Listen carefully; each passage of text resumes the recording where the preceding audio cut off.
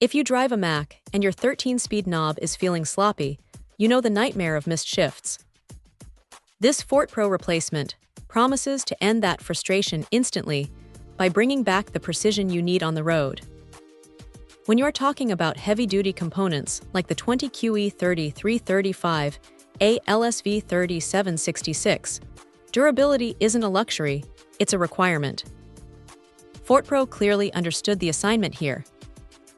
This isn't some flimsy plastic shell.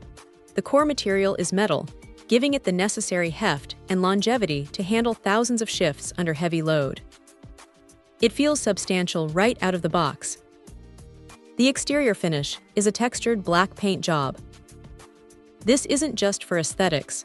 That texture is crucial for grip, especially when your hands are tired or maybe a little greasy after a long day of hauling. The shape is the classic functional round knob style. No unnecessary ergonomic gimmicks, just pure, reliable function.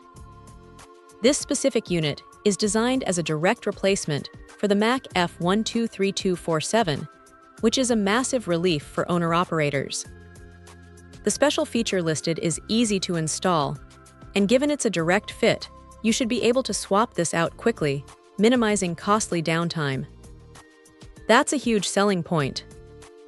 The other key feature mentioned is stern, which we are interpreting as sturdy, and based on the solid metal construction and painted finish, it absolutely lives up to that expectation.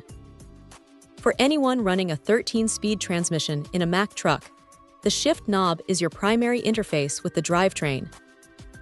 You need something that feels precise, doesn't wobble, and can take a beating.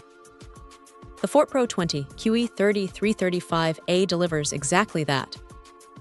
It restores that crisp, positive engagement feeling that often fades away with worn-out factory parts.